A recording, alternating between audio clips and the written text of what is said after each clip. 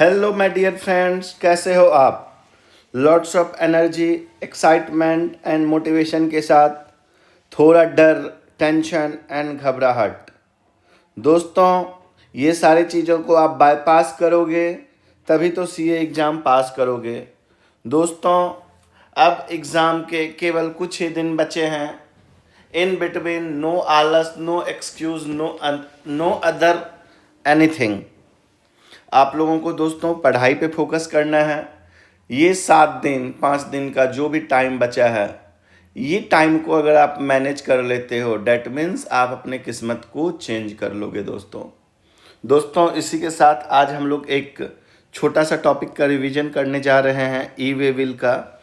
ई वे will आपके MCQ point से important है। एमसीक्यू में 2-4 नंबर का ई वे विल से पूछा जा सकता है। दोस्तों चलिए इसी के साथ आज हम लोग ई वे बिल का रिवीजन करते हैं। सबसे पहला नंबर ई वे बिल के लिए सेक्शन 68 एंड रूल नंबर 138 है। दोस्तों पहला क्वेश्चन ये है कि ई वे बिल क्या है। Definition of e way bill.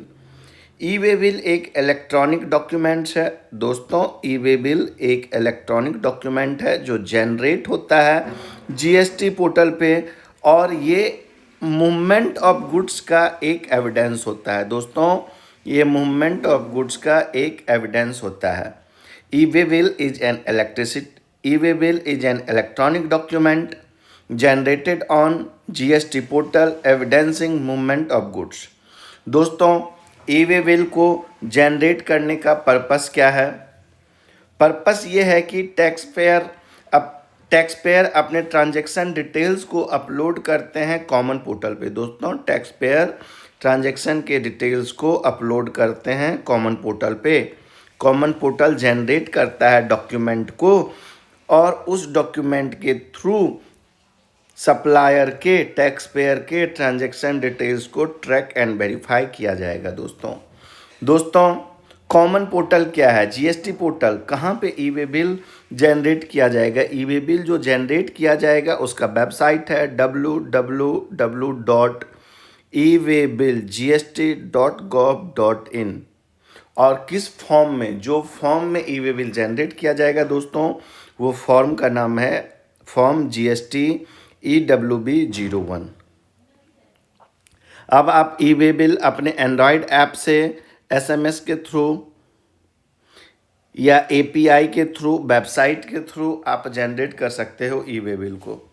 दोस्तों नेक्स्ट अपना पॉइंट आ जाता है, ये ई वे बिल को हम लोग जनरेट क्यों करते हैं? ई वे बिल सिस्टम का क्या बेनिफिट है? दोस्तों ई वे बिल सिस्टम का बेनिफिट ये है कि आपका चेक पोस्ट पे बहुत ज़्यादा टाइम लगाता था, आपके चेक पोस्ट पे बहुत ज़्यादा टाइम टेकन हो जाता था। Elimination of check post, state boundary check post eliminate हो जाता है। डिजिटल इंटरफेस रिप्लेस कर देता है फिजिकल को। फास्टर मूवमेंट ऑफ गुड्स के मूवमेंट फास्ट हो जाते हैं। Better turn around time. Next आपका क्या है? ई वे बिल के कारण आपका सप्लाई चेन एफिशिएंटली रूप से काम कर रहा है। कार्बन फुटप्रिंट को ये रिड्यूस किया। ईजिली इसे ऑनलाइन जनरेट किया जा सकता है। अब ई वे बिल कब जनरेट किया जाएगा? ऑनलाइन ई वे बिल को ईजिली जनरेट किया जा सकता है। Required for consignment exceeding ₹50,000। अगर आपके कंसाइनमेंट का वैल्यू, जो गुड्स का मूवमेंट किया जा रहा है उसका वैल्यू अगर 50,000 से एक्सीड कर जाता है तो आपको ई वे बिल जनरेट करना पड़ेगा। दोस्तों नेक्स्ट आ जाता है when is E way bill required. आपका ई वे बिल कब रिक्वायर्ड है? दोस्तों जब आप किसी भी गुड्स का मूवमेंट करते हो, और आपका कंसाइनमेंट वैल्यू अगर 50,000 से ज़्यादा हो जाता है, एक्सीडिंग 50,000 से ज़्यादा हो जाता है, तो आपको ई वे बिल जनरेट करना पड़ेगा। देख लेते हैं किस किस सिचुएशन में हमें ई वे बिल जनरेट करना पड़ेगा। दोस्तों इन रिलेशन टू सप्लाई, अगर किसी भी गुड्स का आप सप्लाई करते हो, चाहे वो आउटवर्ड सप्लाई हो, चाहे आप स्टॉक ट्रांसफ़र कर रहे हो, चाहे ब्रांच ट्रांसफ़र कर रहे हो, और उस कंसाइनमेंट का वैल्यू 50,000 से ज़्यादा हो जाता है तो उस सप्लाई से रिलेटेड आपको ई वे बिल जनरेट करना पड़ेगा। दोस्तों, अदर देन सप्लाई, हम सप्लाई तो नहीं कर रहे हैं, सप्लाई को छोड़ के किसी अदर रीजन से गुड्स का मूवमेंट कर रहे हैं। वो अदर रीजन क्या हो सकते हैं? जॉब वर्क हो सकते हैं, एग्जीबिशन में हम ले जा रहे हैं, सेल रिटर्न्स किए हैं। इन दिस केस ऑल्सो अगर कंसाइनमेंट वैल्यू आपका 50,000 से ज़्यादा हो जाता है तो ई वे बिल की रिक्वायरमेंट हो जाएगी। अगर दोस्तों नेक्स्ट क्या है आपका, अगर कोई रिसिपिएंट अनरजिस्टर्ड पर्सन से माल को परचेज किया, inward from unregistered person, that means कि कोई रिसिपिएंट ऑफ गुड्स जो गुड्स को रिसीव करेगा वो अनरजिस्टर्ड पर्सन से परचेज किया है। इन डेट केस अगर आपका कंसाइनमेंट वैल्यू 50,000 से एक्सीड है तो ई वे बिल जनरेट करना पड़ेगा। यहाँ पे ई वे बिल जनरेट कौन करेगा? जो रजिस्टर्ड रिसिपिएंट है वो जनरेट करेगा ई वे बिल को।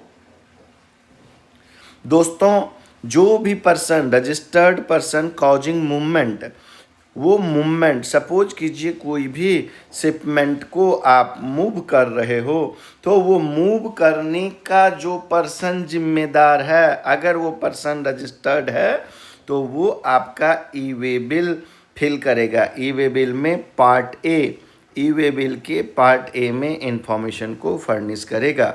ई वे बिल किस फॉर्म में बनाया जाता है? GST web 01। और ये ई वे बिल जो बनाया जाएगा दोस्तों बिफोर कमेंसमेंट ऑफ मूवमेंट। दोस्तों, अब हम लोग देख लेते हैं कि मीनिंग ऑफ कंसाइनमेंट वैल्यू। नहीं दोस्तों, इससे पहले हम लोग देखते हैं, अभी जो हम लोगों ने देखा था कि जो बंदा गुड्स के मूवमेंट का कॉज होगा और वो बंदा अगर रजिस्टर्ड पर्सन होगा तो वो आपके ई वे बिल जनरेट करने का रिस्पॉन्सिबिलिटी में आ जाएगा। तो यहाँ पे causing movement, registered person causing movement क्या होता है इसे हम लोग देख लेते हैं दोस्तों। Who causes movement of goods? सबसे पहला नंबर सिनेरियो क्या है? सप्लायर रजिस्टर्ड है एंड अंडरटेक्स ट्रांसपोर्ट। सप्लायर जो है रजिस्टर्ड है और वो ट्रांसपोर्ट भी कर रहा है, मतलब जो गुड्स का मूवमेंट जो गुड्स को सप्लाई कर रहा है सप्लायर, वो ट्रांसपोर्टेशन के साथ सप्लाई कर रहा है। तो इन दैट केस मूवमेंट किसके थ्रू किया जा रहा है? सप्लायर के थ्रू मूवमेंट किया जा रहा है। तो supplier will be responsible to make e way bill. Second scenario देखते हैं, अगर रिसिपिएंट अरेंज कर रहा है ट्रांसपोर्ट, सप्लायर ने गुड्स का सप्लाई कर दिया लेकिन जो गुड्स का रिसिपिएंट है वो अपने आप से अरेंजमेंट करेगा ट्रांसपोर्ट, तो इन डेट केस मूवमेंट किसके थ्रू किया जा रहा है? मूवमेंट रिसिपिएंट के थ्रू किया जा रहा है और recipient will be responsible to create e way bill. Third scenario दोस्तों क्या है? अगर कोई सप्लायर अनरजिस्टर्ड है, दोस्तों अगर कोई सप्लायर अनरजिस्टर्ड है और रिसिपिएंट रजिस्टर्ड है एंड रिसिपिएंट को पता है ये मूवमेंट का, इन डेट केस मूवमेंट किसके थ्रू किया गया? मूवमेंट रिसिपिएंट के थ्रू किया गया दोस्तों, और ये रिसिपिएंट आपका रिस्पॉन्सिबल हो जाएगा ई वे बिल को जनरेट करने के लिए। नेक्स्ट दोस्तों, causing movement determine, causing movement determine करता है who generates E way bill. अब क्या है, अगर रिसिपिएंट आपका ई वे बिल जनरेट करेगा तो recipient knowledge eight commencement is crucial for inward from unregistered person. Unregistered person that means scenario 3 के तहत दोस्तों अब जो रिसिपिएंट है वो रिसिपिएंट कब ई वे बिल जनरेट कर पाएगा? जब रिसिपिएंट को, रजिस्टर्ड रिसिपिएंट को पता रहेगा कि अनरजिस्टर्ड सप्लायर गुड्स का मूवमेंट कर रहा है। दोस्तों, कॉजिंग मूवमेंट का जो पर्सन है वो पार्ट ए में रिलेवेंट इंफॉर्मेशन को फर्निश करेगा। अब दोस्तों यहाँ पे कंसाइनमेंट वैल्यू ऑफ गुड्स, जो आपका कंसाइनमेंट है वो कंसाइनमेंट का वैल्यू को कैसे डिटरमाइन किया जाएगा? कंसाइनमेंट वैल्यू हो जाता है जो आपने वैल्यू डिटरमाइन किया एज पर सेक्शन 15, या जो आपने इनवॉइस में अमाउंट को डिक्लेयर किया, बिल ऑफ सप्लाई में अमाउंट को डिक्लेयर किया, या डिलीवर चालान में आपने वैल्यू को डिक्लेयर किया, और इसमें आप CGST, SGST या IGST एंड अगर कोई सेस है तो उसे आप इंक्लूड कर दोगे। और अगर कोई आपका वैल्यू ऑफ एग्जेम्प्ट सप्लाई है, आपने मिक्स इनवॉइस बनाया है, मिक्स इनवॉइस में टैक्सेबल वैल्यू भी, टैक्सेबल सप्लाई भी है और आपका एग्जेम्प्ट सप्लाई भी है, तो कंसाइनमेंट के वैल्यू को कैलकुलेट करने के लिए एग्जेम्प्ट सप्लाई को नहीं लिया जाएगा, कंसीडर नहीं किया जाएगा। ओके दोस्तों, नेक्स्ट टॉपिक हम लोग देखते हैं। कुछ स्पेशल सिचुएशन है, वो स्पेशल सिचुएशन में आपका अगर कंसाइनमेंट का वैल्यू 50,000 से कम भी है तो आपको ई वे बिल जनरेट करना मैंडेटरी है। दोस्तों ये इम्पोर्टेंट है from exam point of view, इसमें से आपको MCQ आ सकता है। दोस्तों special situation where e way bill even a value less than 50,000। दोस्तों अगर आप इंटर स्टेट ट्रांसफ़र कर रहे हो हैंडक्राफ्ट गुड्स का, अगर आप इंटर स्टेट ट्रांसफ़र कर रहे हो, किस चीज़ का कर रहे हो, हैंडक्राफ्ट गुड्स का कर रहे हो, कौन कर रहा है, जो पर्सन कर रहा है वो एग्जेम्प्ट है फ्रॉम रजिस्ट्रेशन अंडर सेक्शन 24। दोस्तों एक ऐसा पर्सन हैंडीक्राफ्ट गुड्स का इंटर स्टेट ट्रांसफ़र कर रहा है, वो पर्सन आपका अंडर सेक्शन 24 रजिस्ट्रेशन लेने के लिए एग्जेम्प्ट है। इन दैट सिचुएशन दोस्तों वो पर्सन को आपका ई वे बिल जनरेट करवाना पड़ेगा इवन दो आपके शिपमेंट का वैल्यू 50,000 से कम है।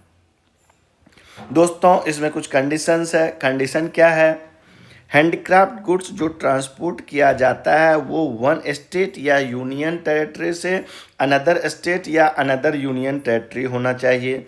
और ये जो सप्लायर है, सप्लायर आपका कैजुअल टैक्सेबल पर्सन होना चाहिए जो एग्जेम्प्ट है रजिस्ट्रेशन के लिए। हैंडक्राफ्ट गुड्स का डेफिनेशन एज पर नोटिफिकेशन होना चाहिए। दोस्तों एग्जाम पॉइंट ऑफ व्यू से ध्यान देने वाली बातें, ई वे बिल रिक्वायर्ड है in respect of value for handicraft goods in inter state movement by exempt person. दोस्तों ये पॉइंट आपका नहीं है, फाइनल लेवल का है दोस्तों, इसीलिए अभी इसे हम लोग नहीं देखते हैं। नेक्स्ट दोस्तों क्या है, हम लोगों ने bill to ship to supply, हम लोगों ने बिल टू शिप टू पढ़ा है। बिल टू शिप टू में क्या होता है दोस्तों, दो सप्लाई होता है। सपोज कीजिए एक सप्लायर बी है और बी को ए ने ऑर्डर दिया कि भैया हमें एक पर्टिकुलर गुड्स दे दो, और ए ने बी को ये इंस्ट्रक्शन दिया कि ये गुड्स को आप सी को डिलीवर कर दें। तो यहाँ पे bill to ship to model आ गया दोस्तों। यहाँ पे दोस्तों सप्लाई जो इन्वॉल्व है, सप्लाई आपका दो इन्वॉल्व है। एक सप्लाई आपका A to B to A and दूसरा सप्लाई आपका हो जाता है ए टू सी। और यहाँ पे दोस्तों तीन पर्सन इन्वॉल्व है, person number A, person number B, person number C. तो कहा गया है यहाँ पे दोस्तों इवन दो आपका दो इनवॉइस इन्वॉल्व है, दो सप्लाई इन्वॉल्व है, लेकिन मूवमेंट ऑफ गुड्स तो केवल एक बार किया जा रहा है। दोस्तों मूवमेंट ऑफ गुड्स तो केवल एक बार किया जा रहा है, इसीलिए इन दिस सिचुएशन आपका केवल एक आपका ई वे बिल बनेगा। दोस्तों here three person involve A B C, दो सप्लाई हो रहा है, there of two tax invoice है, दो सप्लाई हो रहा है, इसीलिए दो टैक्स इनवॉइस बनेगा। यहाँ पे दोस्तों या तो ए या तो बी जनरेट करेगा e way bill, only one e way bill required. Exam point of view से दो supply only one physical movement of goods from B to C, hence only one e way bill required. ये बातें press release के through, दोस्तों ये बातें press release के through clear किया गया है। अब नेक्स्ट आपका पॉइंट क्या आ जाता है, information in E way bill. आप जो ई वे बिल जनरेट करते हैं GST WEB 01 में, तो उसमें आपका इंफॉर्मेशन क्या क्या लगेगा। ई वे बिल दोस्तों, ई वे बिल दो पार्ट होता है दोस्तों। ई वे बिल में आपका दो पार्ट होता है। एक आपका पार्ट 1 होता है, पार्ट ए होता है, और दूसरा दोस्तों आपका पार्ट बी होता है। पार्ट ए में क्या होता है? पार्ट ए में जो सप्लायर होता है या जो रिसिपिएंट होता है वही रिक्वायर्ड इंफॉर्मेशन को फिल करता है। पार्ट बी में जो ट्रांसपोर्टर होता है दोस्तों, वो आपका इंफॉर्मेशन को फिल करता है। पार्ट 1 में दोस्तों क्या क्या डिटेल्स लगेगा? पार्ट 1 में सप्लायर एंड रिसिपिएंट का GST लगेगा, place of delivery with pin code डालना पड़ेगा, इनवॉइस चालान या bill of entry, document number and date, value of goods, HSN code, reason for transport. ये सारी चीज़ें दोस्तों आपका पार्ट ए में आएगा। Part A can also fill by transporter with authorization और ई-कॉमर्स ऑपरेटर कुरियर एजेंसी। दोस्तों पार्ट बी में क्या लगेगा? पार्ट बी में आपको ट्रांसपोर्ट का डिटेल लगेगा। ये detail furnish by person transporting goods. इसमें दोस्तों क्या क्या डिटेल लगेगा? इसमें आपका डिटेल लगेगा जैसे vehicle number, transport document number, goods receipt number. Next क्या लग जाएगा? रेलवे रिसीट नंबर, अगर आप रेलवे के थ्रू ट्रांसपोर्ट कर रहे हैं। एयरवे बिल नंबर, अगर आप एयर के थ्रू ट्रांसपोर्ट कर रहे हैं। बिल ऑफ लैंडिंग, अगर आप शिपमेंट के थ्रू ट्रांसपोर्ट कर रहे हैं। दोस्तों ई वे बिल जनरेट किया जाएगा only after part B is file. E way bill जो जनरेट होगा दोस्तों, ई वे बिल आपका वैलिड जनरेट तभी हो पाएगा जब पार्ट ए को फिल करने के बाद पार्ट बी को फिल कर दिया गया है दोस्तों। जब आप पार्ट ए को फिल कर देते हैं तो एक आपका स्लिप जनरेट होता है। उस स्लिप का नाम होता है दोस्तों temporary number generated after part A, can be shared with transporter who fills part B. दोस्तों नेक्स्ट हम लोग देखते हैं who is mandatory required to generate e way bill. दोस्तों किसे मैंडेटरी है ई वे बिल जनरेट करने के लिए? तो इसमें दोस्तों क्या आ जाएगा? अगर मूवमेंट रोड के थ्रू होता है, तो रजिस्टर्ड पर्सन लायबल है ई वे बिल जनरेट करने के लिए। कंसाइनर या कंसाइनी आपका ई वे बिल जनरेट करेगा।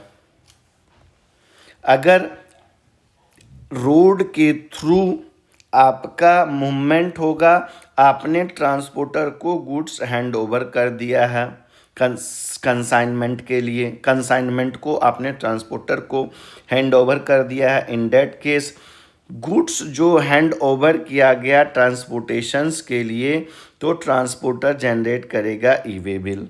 दोस्तों अगर रेलवे, एयर या वेसल्स के थ्रू, अगर आपका वेसल्स के थ्रू शिपमेंट होता है, इन डेट केस आपका transport document information in part B supplier या रिसिपिएंट डालेगा। पार्ट बी को जो है सप्लायर या रिसिपिएंट डालेगा। कब डालेगा? या तो मूवमेंट से पहले डालेगा या आफ्टर कमेंसमेंट। जब आपका मूवमेंट कमेंसमेंट हो गया उसके बाद ये पार्ट बी को फुलफिल किया जाएगा दोस्तों नेक्स्ट क्या है? Neither consignor nor consignee generate value exceeding 50,000। तो अगर वैल्यू एक्सीड कर रहा है 50,000 से और ई वे बिल ना तो कंसाइनर ने जनरेट किया ना तो कंसाइनी ने जनरेट किया, इन दैट केस ट्रांसपोर्टर की रिस्पॉन्सिबिलिटी आ जाती है to generate e way bill. दोस्तों क्या है? अगर ऑप्शनल, अगर आपका कंसाइनमेंट का वैल्यू 50,000 से कम है, अगर आपके कंसाइनमेंट का वैल्यू 50,000 से कम है तो भी आप ई वे बिल जनरेट कर सकते हो। ये आपका ऑप्शनल है। दोस्तों दूसरा क्या देखते हैं, रेलवे के केस में no requirement to carry e way bill along but railway shall not deliver goods unless e way bill produce at the time of delivery. दोस्तों अगर आप रेलवे के थ्रू गुड्स का मूवमेंट करवा रहे हैं, इन डेट केस रेलवे को ई way bill अपने साथ कैरी करने की कोई रिक्वायरमेंट नहीं है। लेकिन दोस्तों रेलवे आपको गुड्स डिलीवर तभी करेगा जब आप रेलवे को ई वे बिल प्रोड्यूस करेंगे। दोस्तों नेक्स्ट हम लोग देखते हैं when part B is not mandatory. किस सिचुएशन में आपका पार्ट बी मैंडेटरी नहीं है। दोस्तों अगर आपका जो कंसाइनमेंट को मूव करोगे वो डिस्टेंस आपका 50 किलोमीटर या उससे कम है और within a same state या यूनियन टेरिटरी है, तो in that case consignor place to transport place means आप ट्रांसपोर्टर के प्लेस तक कंसाइनमेंट को ट्रांसपोर्ट कर रहे हो for further transportation, in that case आपका ई वे बिल रिक्वायरमेंट नहीं है। दोस्तों नेक्स्ट क्या है, ट्रांसपोर्टर प्लेस से कंसाइनी प्लेस तक, मतलब जब अब ट्रांसपोर्टर ने गुड्स का मूवमेंट कर दिया और गुड्स को फाइनली कंसाइनी को हैंड ओवर करेगा, लेकिन जो ट्रक में किया गया है दोस्तों वो ट्रक के थ्रू डिलीवर नहीं किया जा सकता है। सपोज छोटे गाड़ी के थ्रू डिलीवर किया जा सकता है। इन दैट केस आप जो छोटे गाड़ी में गुड्स को रख के कंसाइनी को फाइनल डिलीवर करने जा रहे हो और जो फाइनल डिलीवर करने जा रहे हो उसका डिस्टेंस 50 किलोमीटर या उससे कम है, तो आपको पार्ट बी की कोई रिक्वायरमेंट नहीं है। ई वे बिल वैलिड होता है for road movement only when part B is furnished. Next दोस्तों आपके पास एक consolidated e way bill generate करने का ऑप्शंस है। ये ऑप्शन आपका ट्रांसपोर्टर के पास रहता है, ये ट्रांसपोर्टर्स के लिए होता है। दोस्तों कंसोलिडेटेड ई वे बिल क्या है दोस्तों, सिंगल डॉक्यूमेंट है। कंसोलिडेटेड ई वे बिल एक सिंगल डॉक्यूमेंट है जो अपने में कंटेन करता है multiple e way bill for consignment in one conveyance. दोस्तों ये लाइक ट्रिप सीट है, मल्टीपल कंसाइनर या कंसाइनी इन वन व्हीकल होता है, जनरेट किया जाता है ट्रांसपोर्टर के थ्रू। ये जनरेशन आपका ऑप्शनल है, मैंडेटरी नहीं है। दोस्तों ये जो consolidated e way bill generate किया जाएगा ये WEB-02 के थ्रू किया जाएगा। दोस्तों यहाँ पे दो ही फॉर्म है, एक आपका GST-EWB-01 और दूसरा दोस्तों GST-EWB-02। 02 में हम लोग क्या करते हैं, कंसोलिडेटेड ई वे बिल को जनरेट करते हैं। 01 में हम लोग क्या करते हैं, ई वे बिल को दोस्तों जनरेट करते हैं। इसे ध्यान में रखिएगा, हो सकता है MCQ में ये आपका पूछ दे। दोस्तों ये कंसोलिडेटेड ई वे बिल का इंडिपेंडेंटली कोई भी वैलिडिटी नहीं है। ये individual e way bill must reach destination as per their own validity. दोस्तों नेक्स्ट स्लाइड में हम लोग देखेंगे cancellation of e way bill. दोस्तों कब ई वे बिल आपको कैंसिल किया जाएगा, जब आपने ट्रांसपोर्ट गुड्स का किया ही नहीं या आपने जो ई वे बिल में इंफॉर्मेशन डाला वो डिटेल सही नहीं है। इन दैट केस आपको ई वे बिल कैंसिल करना पड़ेगा और ई वे बिल कैंसिल करने का टाइम लिमिट दोस्तों 24 आवर में आपको ई वे बिल कैंसिल करना है। Can not be cancelled if E way bill has been verified in transit. दोस्तों आपने गुड्स का मूवमेंट कर दिया और वो गुड्स का जो मूवमेंट किए हैं इसका कहीं पे वेरिफिकेशन हो गया है। इन डेट केस आप 24 आवर में क्या 1 घंटे में भी ई वे बिल को कैंसिल नहीं कर सकते हो। दोस्तों ट्रांसफ़र एंड असाइनमेंट क्या है, अगर आप गुड्स को ट्रांसफ़र कर रहे हो दूसरे कन्वेंस में तो कंसाइनर या रिसिपिएंट या ट्रांसपोर्टर अपडेट करेगा part B with new conveyance details before transit. Consignment to another transport दोस्तों, इन डेट केस भी कंसाइनर या रिसिपिएंट या ट्रांसपोर्टर असाइन करेगा e way bill to generate another registered या इनरोल्ड ट्रांसपोर्टर को। Once part B uploaded by new transporter, जब आपका part B upload कर लिया जाएगा थ्रू न्यू ट्रांसपोर्टर, तो original person can not assign to another, तो ओरिजिनल पर्सन जो है वो शिपमेंट को किसी अदर ट्रांसपोर्टर को असाइन नहीं कर पाएगा दोस्तों। Validity period of e way bill, आपका अगर 200 किलोमीटर तक के डिस्टेंस में आपका असाइनमेंट को मूव कर रहे हो तो ई वे बिल की वैलिडिटी 1 डे होता है, और 200 किलोमीटर के बाद ईच अप टू 200 किलोमीटर तक का दोस्तों 1 डे आपका ऐड होता जाएगा। दोस्तों हियर रेलिवेंट डेट मीन्स क्या होता है, date of e way bill generation, each day expire at midnight following generation date. Validity जो ये स्टार्ट कब से होगा दोस्तों, वैलिडिटी ये स्टार्ट होगा first entry in part B, जब आपने पहला एंट्री पार्ट बी में डाल दिया उस समय से आपका टाइम दोस्तों काउंट होना चालू हो जाएगा। व्हीकल एंट्री फॉर रोड या transport document rail not recalculated for subsequent entries. दोस्तों किस किस सिचुएशंस में आपको ई वे बिल की रिक्वायरमेंट नहीं है, situations where e way bill not required. दोस्तों कुछ सिचुएशंस है जिसमें आपको ई वे बिल की रिक्वायरमेंट नहीं होती है, जैसे LPG gas for household and NDEC customers को सप्लाई किया जाता है, kerosene oil under PDS, postal baggage department of post के थ्रू ट्रांसपोर्ट किया जाता है, मूवमेंट किया जाता है, pills, precious stone, precious metal, jewellery, goldsmiths ware, currency, used personal and household effect, calls, ये सारे चीज़ों में दोस्तों आपको ई वे बिल जनरेट करने की रिक्वायरमेंट नहीं है।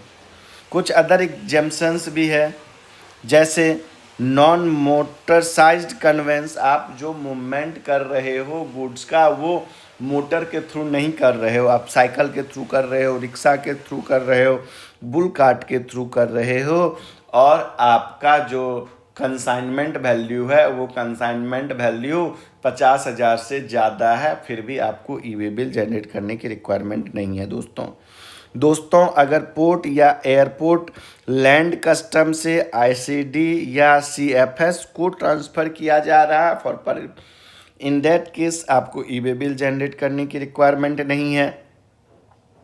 ट्रांजिट कार्गो के केस में दोस्तों, ट्रांजिट में क्या है, ट्रांजिट फ्रॉम नेपाल या टू भूटान, नेपाल ट्रांजिट अगर किया जा रहा है या तो नेपाल से या नेपाल को किया जा रहा है और भूटान को, इन दैट केस भी आपको ई वे बिल की रिक्वायरमेंट नहीं है। वेट ब्रिज, अगर दोस्तों डिस्टेंस 20 किलोमीटर या उससे कम है और क्या है ना, आप माल मंगाए हो, माल का वेट करवाओगे तो वेट करवाओगे, आपके पास मशीन नहीं है, कहीं और वेट करवाने के लिए ले जाओगे, तो जो आप कांटा के पास वेट करवा के वहाँ से जो आप गुड्स को ला रहे हो उसके लिए ई वे बिल की रिक्वायरमेंट नहीं है, और ये डिस्टेंस दोस्तों 20 किलोमीटर तक रहेगा। तो नेक्स्ट दोस्तों कुछ और एग्जाम्पशंस है जिसे ई वे बिल जनरेट करने की रिक्वायरमेंट नहीं है। For example petroleum product, alcoholic liquor for human consumption, petroleum crude, HSD, motor spirit, natural gas, aviation turbine fuel, and ये सारे चीज़ों का अगर आप मूवमेंट कर रहे हो तो आपको ई वे बिल की रिक्वायरमेंट नहीं है दोस्तों। शेड्यूल 3 का अगर कोई सप्लाई कर रहे हो तो उसे भी आपको ई वे बिल की रिक्वायरमेंट नहीं है। गवर्नमेंट एज ए कंसाइनर है, डिफेंस प्रोडक्ट को आप मूव कर रहे हो, एम्प्टी कार्गो कंटेनर्स को मूव कर रहे हो, एम्प्टी एलपीजी सिलेंडर्स के मूवमेंट का, अगर कोई आप एग्जेम्प्टेड गुड्स का मूवमेंट कर रहे हो तो आपको ई वे बिल की रिक्वायरमेंट नहीं है। CDS या NPCIL सप्लाई कर रहे हो तो इन डेट केस आपको ई-वे बिल की रिक्वायरमेंट नहीं है दोस्तों। Documents and verification of e-way bill. अब क्या है ना, जो पर्सन इंचार्ज ऑफ कन्वेंस है, जो कन्वेंस के थ्रू आपके गुड्स का मूवमेंट हो रहा है, और वो कन्वेंस का जो पर्सन इंचार्ज है वो अपने साथ इनवॉइस या बिल ऑफ सप्लाई या डिलीवरी चालान को कैरी करेगा, साथ में एक कॉपी ऑफ ई-वे बिल। ये कॉपी ऑफ ई-वे बिल या तो फिजिकल होना चाहिए या इलेक्ट्रॉनिक मोड में होना चाहिए दोस्तों। नेक्स्ट क्या है दोस्तों, अगर आपके गुड्स का वेरिफिकेशन हो रहा है, ये पॉइंट को दोस्तों छोड़ देते हैं, एग्जाम पॉइंट ऑफ व्यू से उतने इम्पोर्टेंट नहीं है दोस्तों। कुछ एग्ज़ाम का ट्रैप्स है, वो एग्ज़ाम के ट्रैप्स को हम लोग एक बार देख लेते हैं। जैसे व्हीकल नंबर आपका मैंडेटरी है ई-वे बिल में, व्हीकल नंबर मैंडेटरी है, बिना व्हीकल नंबर के e-way bill not valid for movement without vehicle number. दूसरा क्या है, नो एडिट ओनली कैंसिल। अगर आपने कोई भी मिस्टेक कर दिया है ई-वे बिल में तो उस ई-वे बिल को आप एडिट नहीं कर पाओगे। आप विद इन 24 आवर में उस ई-वे बिल को कैंसिल करके एक न्यू ई-वे बिल को जनरेट कर दो। व्हीकल अपडेट अनलिमिटेड, आप व्हीकल का पार्ट बी में अपडेशन अनलिमिटेड टाइम के लिए कर सकते हो। Part B can be updated with vehicle number any number of time. Latest vehicle must be match. चौथा पॉइंट क्या है, latest vehicle must be match. Vehicle number on e-way bill should match actual vehicle if check. पांचवा क्या है, multiple invoices multiple e-way bill. आपका एक invoice के लिए आपको एक ई-वे बिल की रिक्वायरमेंट है। Can not club multiple invoices. एक ही ई-वे बिल में आप मल्टीपल इनवॉइसेस को क्लब नहीं कर सकते हो। ई-वे बिल में जो इन्फॉर्मेशन आप डालते हो दोस्तों, उससे आपको GSTR फाइलिंग के समय में काफ़ी सुविधा आ जाता है। पार्ट ए में जो आपका इन्फॉर्मेशन अवेलेबल होता है ई-वे बिल में, वो इन्फॉर्मेशन आपका GSTR 1 फाइल करते समय आप यूटिलाइज कर सकते हो। बिल टू शिप टू के केस में 2 सप्लाई आपका इन्वॉल्व है, लेकिन ओनली 1 ई-वे बिल की रिक्वायरमेंट है दोस्तों, क्योंकि यहाँ पे केवल एक फिजिकल मूवमेंट होता है। नेक्स्ट पॉइंट है आपका validity start point. Validity start point means validity start from first part B entry not recalculated later. दोस्तों लेट्स रिकैप्चुलेट, क्विक समरी हम लोग देख लेते हैं। ई-वे बिल क्या है। ई-वे बिल एक इलेक्ट्रॉनिक डॉक्यूमेंट है जिसे GST पोर्टल पे क्रिएट किया जाता है, और ये मूवमेंट ऑफ गुड्स का एक एविडेंस है। ई-वे बिल में 2 पार्ट होता है, part A part B. Part A में सप्लाई का डिटेल्स होता है और ये फिल करेगा by person causing movement. Part B में दोस्तों ट्रांसपोर्ट का डिटेल होता है और ट्रांसपोर्ट का डिटेल व्हीकल या ट्रांसपोर्टर फिल करेगा। दोस्तों अगर आपका गुड्स का वैल्यू 50,000 से ज़्यादा है, 50,000 से ज़्यादा है, तो आप ई-वे बिल जनरेट करेंगे। ई-वे बिल को आप 24 आवर में कैंसिल कर सकते हैं। दोस्तों ई-वे बिल की वैलिडिटी अगर 200 किलोमीटर तक आप सप्लाई कर रहे हो तो 1 दिन का रहता है।